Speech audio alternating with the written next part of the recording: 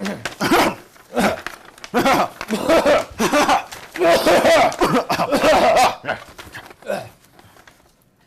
and welcome to the UConn Tonight Show. I'm your host, Tony Tyson. And I'm your co-host, Brian Higgins. And here what's new in the news this week. Halloween is coming to UConn this weekend, and in response to increased partying, the school has assured the community that there will be lots of sexy nurses on staff to treat alcohol poisoning. Yes, this weekend students will celebrate that special time of year when cops and robbers, cowboys and Indians, and vampires and werewolves can finally settle their differences and make out with each other. That's right, it's Halloween, when everything's sexy and clowns are still terrifying. In Halloween news, an Oklahoma woman is upset with her neighbor's Halloween decoration, which depicts a tombstone with President Obama's name on it.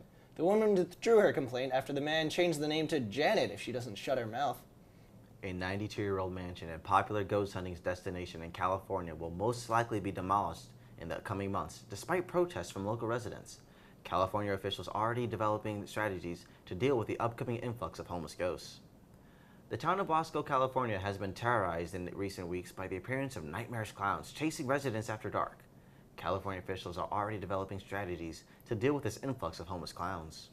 A haunted house in Wisconsin is facing allegations of sexual assault after two men and a woman complained of being sexually harassed by one of the men working there. The clients say the man grabbed their buttocks and humped them from behind. But in the house's defense, what's more terrifying than having your butt grabbed by a man in a clown costume? The organization Clowns of America International, that's right, more clown stuff, is upset with American Horror Story Freak Show for perpetuating the stereotype that clowns are creepy. The group also defended people who hitchhike late at night and young children who sing nursery rhymes in abandoned houses. Gym teacher Megan Mahoney in Staten Island is facing statutory rape charges after repeatedly having sexual encounters with a 16-year-old at least twice a week during a 3-month period. The teen has issued a public statement, although we're not sure lip-syncing Hot for Teacher counts as an apology. The couple were caught after the teen's ex-girlfriend saw the two at a pizza restaurant together, which takes a bit more explaining than, you know, Megan, right? A 73-year-old teacher in Montreal has been fired after it was discovered that she had appeared nude on camera in the 1960s in such films as The Secret Diary of a Nymphomaniac.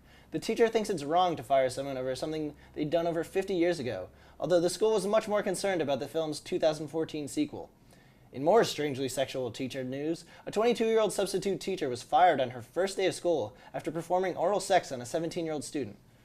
Wow, it really makes you wonder why these girls just can't find a nice guy their own age who has a beard and co-hosts a TV show and whose schedule is wide open. Crowds in Keene, New Hampshire turned ugly last weekend as riots broke out during the town's annual pumpkin festival. It was really their fault though, because everyone knows nothing gets college kids rowdier than pumpkins.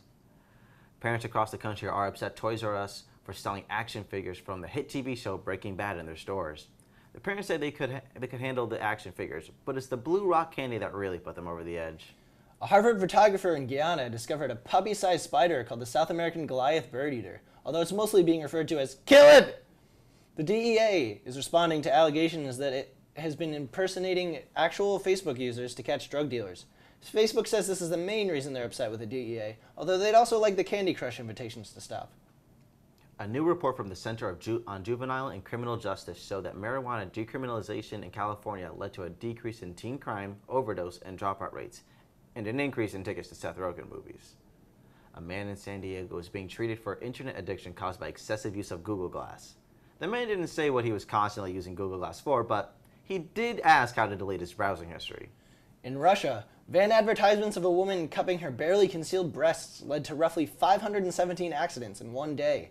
When asked if he would take legal action against the company behind this, one man said, "Shut up, I'm waiting for the van to go by again." HBO has announced that it will launch a standalone streaming service in 2015 that would be available to non-HBO subscribers. Did you hear that, everyone? Now you can finally watch Game of Thrones on the internet. Last week, a soccer coach at E.O. Smith High School in Source, Connecticut was fired and arrested for accidentally sending inappropriate video to his female players. Authorities from Storrs are saying that the town does not stand for this kind of inappropriate behavior. Oh wait, yeah, UConn. In response to the man's arrest, thousands of UConn students have gotten really careful about who they swipe on Tinder. The coach spoke in his own defense, saying that it was a huge misunderstanding and that the videos were only supposed to go to one player in particular. A 1,000-year-old Viking treasure has been discovered in Scotland this week by a man with a metal detector. The man is still searching for the world's most elusive treasure, a woman that will talk to a guy with a metal detector. A semi-truck with 44,000 pounds of Miller High Life was stolen in Florida this week. Although the primary suspect was released after the very legitimate excuse, why would anyone steal a truck full of Miller High Life? A Pennsylvania man claims police have mistaken him for a wanted murderer over 20 times in the past 5 weeks, which is convenient for the real murderer, who has been picking up the man's paychecks, using his credit card, and sleeping with his wife. Matthew McConaughey said this week that as a Redskins fan, he wishes the organization wouldn't change its name. Said McConaughey, "That's what I love about stereotypes of Native Americans. I get older, they stay the same age. All right, all right, all right." Lady Gaga has purchased a mansion in Malibu that comes with a self-described bat cave that can be accessed by a secret tunnel. Gaga wanted to draw a likeness to her favorite superhero, Catwoman. Fox News co-host Kimberly Guilfoyle is in trouble for comments that young women should be excused from voting and go back to Tinder and Match.com. Probably because she wants OkCupid all to herself. A man in Georgia is going back to prison after accidentally texting his pro officer, "You have some weed?" While the man is in hot water, he's not in as much trouble as the officer, who replied, "Yeah, who dis?" In England, it was discovered that a well-known con artist had been faking a coma for over 2 years to escape prosecution on a $70,000 theft. The scandal is embarrassing for the man, but slightly more embarrassing for interns that hook up in coma patients' rooms. The doctors discovered the man was faking when they found him eating, wiping his face, and writing, while others had seen him driving and even shopping at the supermarket. The man was ready to fess up to his crimes until he died in a tragic boat explosion that left his body totally unidentifiable. A story in Texas shows that 2 men opened fire on a house party after losing a game of beer pong. Some are calling this an absurd overreaction, but they did call solo.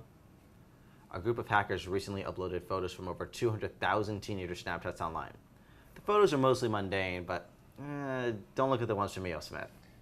A recent study showed that men who practice a vegetarian or vegan diet may have a lower sperm count than men who regularly eat red meat, proving that even evolution is sick of vegans.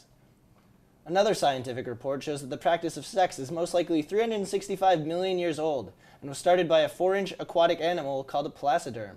It is believed that the placoderm's mating involved a type of square dancing motion, that the male placoderm was really sorry, but he had a meeting to get to in the morning. One. Hello and welcome back to the UConn Tonight Show. I'm your host, Tony Tyson. I'm your co-host, Brian Higgins. And here with us, our guest today is Tyler Williams, representing S.S.D.P. Hey guys. How's it going, Tyler? Thanks for having me. All right, thanks for coming on the show, Tyler. Now, can you tell us a little bit about S.S.D.P.? What does it stand for? What do you guys do? Yeah, totally. So UConn S.S.D.P. is UConn's chapter of Students for Sensible Drug Policy, which is an international grassroots network of activists dedicated to ending the war on drugs. So specifically things that we work on is ending prohibitionist policies, so like the prohibition of cannabis, prohibition of other drugs. We also work to correct criminal justice policies, so we're against mandatory minimums. We think that they're harmful, and we promote harm reduction strategies. A lot of people aren't familiar with harm reduction, so briefly, it's basically understanding that people choose to use drugs, have historically done so, and will continue to choose to use drugs, and instead of trying to use the law to stop them, recognizing that behavior and trying to minimize the amount of harm that people do to themselves when they use drugs. All right, awesome. Yeah. So, Brian? What kind of events do you have coming up around campus, and how can people get involved? Yeah, totally. So on October 22nd, that was that Wednesday, we were actually at a protest against mass incarceration. There's a rally in Hartford against police brutality and again, mass incarceration, which is a big thing that we're against because the drug war is actually one of the primary methods through which mass incarceration, the systematic jailing of entire communities is what that is. The drug war is the primary mechanism of that. So it lines up perfectly with what we do. So we do protests. Every semester we run Know Your Rights events. We have resources from an organization known as Flex Your Rights, and we screen videos on what to do and how to handle police, how to make sure that when you're in a police encounter, you stay safe, the police stay safe, and everyone goes home without going to jail. Basically like that. So keep a heads up for the announcement on that. We'll kind of figure out the logistics there. We host workshops on how to lobby effectively. So we lobby at the state level. Connecticut state legislature has their their legislative session in the spring. So we prep work during the fall to go and lobby in the spring, and we carpool and just go down to the Capitol. We do that in the spring. And then also in the spring, we'll have the UConn Freedom Rally, which is where we invite other social justice and activist organizations to come together for a day of music, arts, vendors, and food. We usually do it on the South Quad. I think that's where we're going to be this year. That's still up in the air. It was really great last year. Last year was our first time around, and we're going to do it again. It's going to be bigger. From what I know, there may or may not be a bouncy castle this year. Yeah, that's all we need. Yeah, we got local bands. We're trying to actually fly in a couple bands from around the country too, which is kind of cool. That's cool. You know, we just have like speakers come and talk about different issues and how students can get involved. It's a good rally point for like organizations to get together and get to know each other. We had a lot of people come out last year and actually join up this semester because they had come to the Freedom Rally last year. That's awesome. Well, it's really interesting that you bring up the point of the rally that's going on that happened on October 22nd, because a couple of weeks ago we had a guest come on, Kendra Thomas, the one who's helping like organize that whole event. Yeah. Absolutely. We worked with her really extensively. The Black Student Association is awesome. Really glad to get to like know them, work with them, and we're planning on doing some stuff together in the future. That's awesome. It's really good to see like different organizations, while you guys are like pushing for different types of social justice issues, you're also working together and working towards social justice just in general. Yeah. That's a great collaboration I like to see here at UConn. Yeah, a lot of intersecting issues. Oh, yeah, awesome. Right. Well, I mean, the confusion over the name, I joined because I thought it was Students for Scrumptious DP Dough. Oh, yeah. No, that's a totally... Okay. Very understandable. It happens all the time. Yeah. I get it. Yeah, the acronym can be a little bit tough, and a lot of people too. Like I get when I say like sensible drug policy. Like I've actually had professors because I take time off school to go to conferences and stuff. Conferences and stuff. Yeah. And they've asked me like, oh, like, are you trying to like prohibit more drugs or like have fun at your anti like pot rallies? It's like no. That's not what sensible means. It's broad, which is kind of nice because you know it's.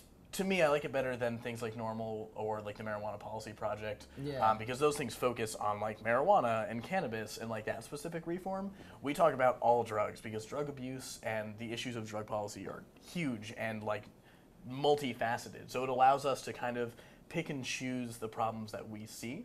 But again, you know, the sensible drug policy is one that moves away from prohibition, works towards like scientific understanding of drugs in society, and reduces harm. That's awesome. So Tyler, you were involved in the S.S.D.P. Is there any other organization that you're working with here on campus as well? Yeah, absolutely. So I work a lot myself with Poetic Release, the spoken word organization on campus. They're very close with S.S.D.P. We help out each other booking events. They give us like speakers, and you know we had their poets at the Freedom Rally. We'll do that again. Awesome. We do a lot of like poetry workshops and communication workshops. So they're fantastic at public speaking. We need public speaking skills. We also work really closely with the radio station. So I produce Students for Sensible Drug Policy Radio every Thursday at 10:30 on 91.7 WHUS. And then also a bunch of the folks from S.S.D.P. are DJs, and DJs are in S.S.D.P. There's close partnership there. And like I said, we're starting to work with the Black Students Association. Awesome. Triota has approached us. They're the Women's Studies Honor Society. Oh, great.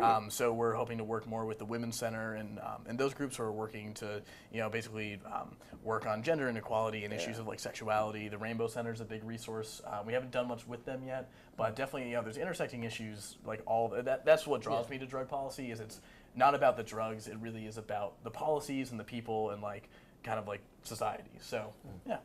It's really great that you're working with all these different organizations to, like I said earlier, just work towards all the social justice just in general. But like, I think what I like most about S.S.D.P. right now, from what you've told me so far, is that it's not just about drugs. It's more about the people. How you guys are actually just working to like help the people here in UConn become more informed of what their rights are, maybe working with the police, so there's not much of a clash between the two of them, so people don't like look at the police like they're the bad people here. Also, they're just following the policies. I heard a very sexy voice on the radio doing a Know Your Rights PSA. Yeah. I wonder whose voice that could have been. Yeah, who could tell? It sounded a little like this. Yeah, it's distinctive. Yeah, I just did a really good impression of it. Yeah. Well, thanks, Brian. Brian did a really good Know Your Rights PSA for us on the radio, and again, good collaboration. talking about, not ever being forced to consent to a search that's unlawful, knowing how to talk to cops, basically being respectful and polite but firm, never touching a cop. I stress that all the time because people that's a felony assault. Felony assaulting, don't touch a cop. Never touch a cop. Just don't. And even if you're swatting away a hand, just don't touch a cop. Just don't do it. Just don't do it. Just don't do it. Yeah, and we have a couple other PSAs. One of the other big things we're working on is an informational campaign. Our public relations chair, Zoe, she's working on a huge campaign. So in the state of Connecticut and at University of Connecticut, there's something called the Good Samaritan policy, and basically what it means is if someone around you is suffering from an overdose of any sort of drug, whether it be alcohol, an opiate, or anything else that could cause a negative physiological reaction that needs medical attention, if you call for medical attention, and the police are obviously going to show up because first responders, when that goes to community standards at UConn or the police in the state of Connecticut, your decision to call the authorities, even if you're in possession of some sort of substance yourself, is looked upon favorably and will generally be recommended that any sort of charges of possession or anything not be pursued because you made a judgment call in good faith to protect someone else's life. And that's the policy of the university. That's on Community Standards website. You can actually look that up. Same thing with the state of Connecticut. That was a law that was passed 2010 or 2009 or so. Awesome. So if you and all of your friends are drinking and one of them has had too much, you call the cops. You'll be fine. You'll be fine. Now, again, it's still gonna go to community standards, especially if it's underage drinking. So if you're in a dorm and someone's had too much, you can still call for help, and but be assured, you should call for help. Be assured, bad consequences are not going to happen. You made a good choice. You saved someone's life that night. Okay. I think we have to go soon, but first, Halloween is coming up. What are you going to be for Halloween? A great S.S.D.P and great friend of mine, Vicky, asked me do you guys know the show The Legend of the Hidden Temples from Nickelodeon? Yes, of course. Yeah. So she asked if I wanted to be one of her teammates. So we're going to be the parrots from that show. We'll be around campus doing some parkour, maybe putting together stuffed monkey pieces around campus. Nice. That sounds great. Awesome. All right, well, thanks for coming. Yeah, man, thanks for having me. It's great. Thanks, great interview. Great to be here. All right. And we'll be back with more UConn Tonight Show.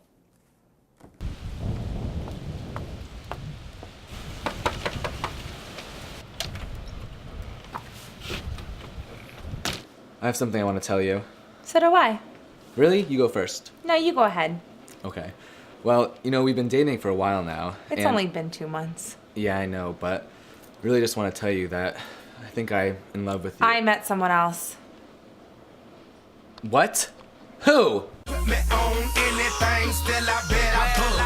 We have so much in common. He comforts me when I'm lonely at night. He knows all my favorite TV shows, and his commercials are hilarious. He's the guy for me. I'm in love with him. But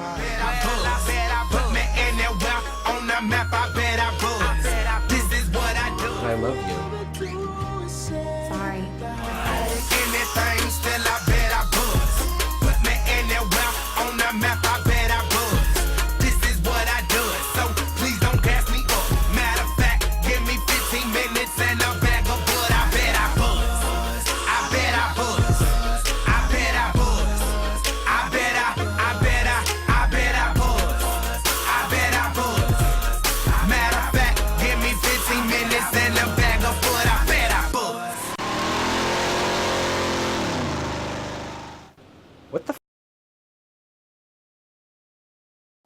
Hello and welcome back to the UConn Tonight Show.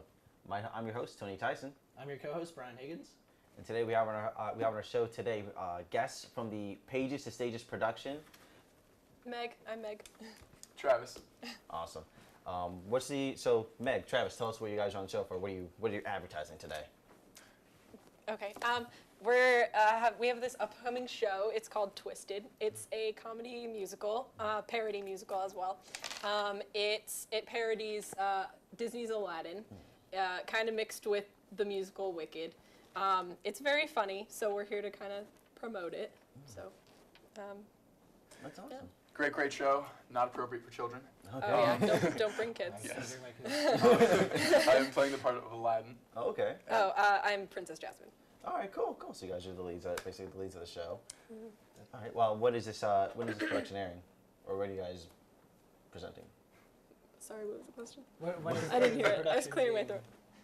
When When? you- Yeah. When is it? Yeah, when are you putting it on? Oh, it's November 14th at 1 p.m. and 4:30 p.m. and November 16th, that Sunday, at 11:30 p.m. and 2 p.m.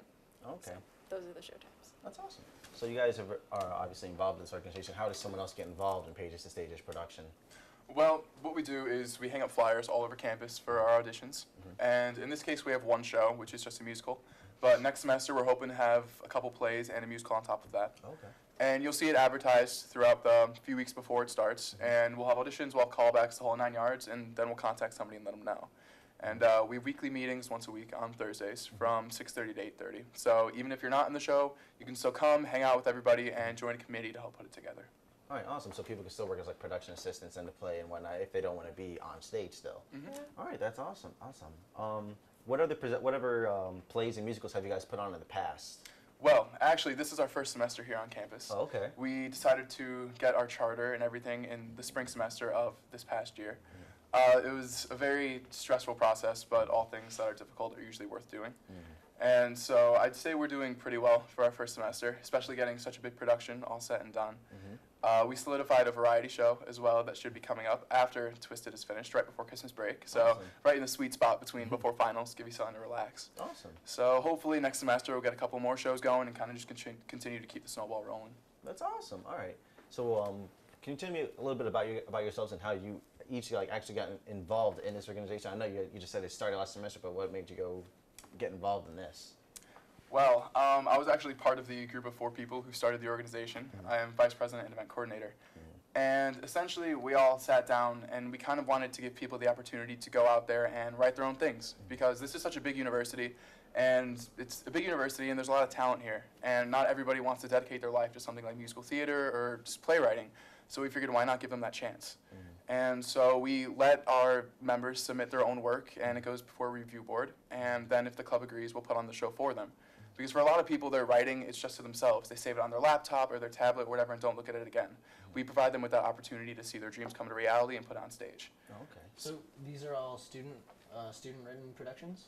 This exact show that we're doing first, no, because it's our first one. Okay. But this upcoming semester, we've already had a few people submit their own plays, which we are going to be looking at and hopefully do next semester. Cool.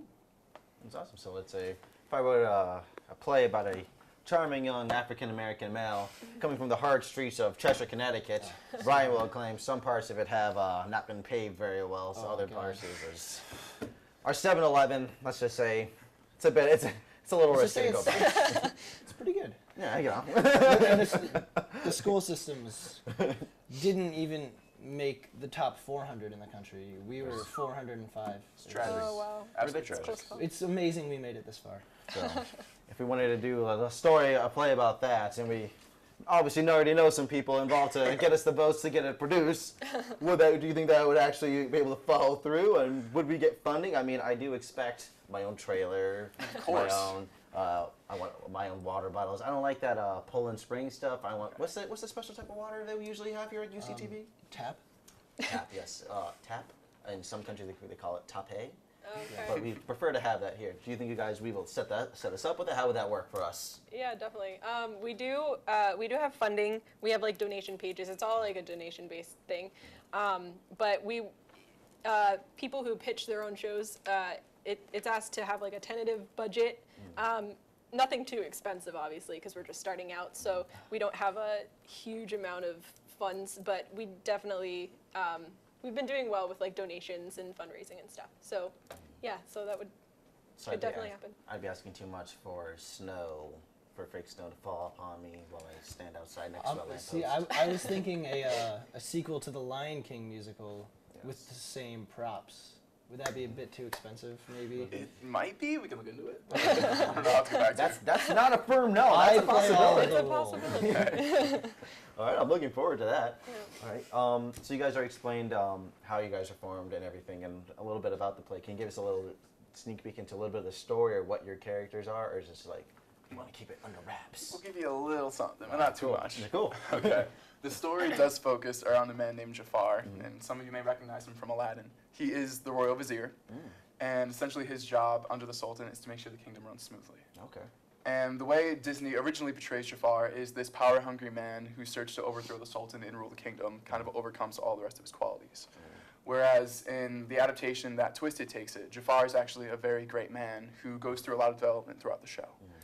And his outstanding love for his kingdom and for the princess kind of brings him to make decisions that he wouldn't usually make. And there is a man called Aladdin whose main goal in the entire show is to win the affections of a specific princess.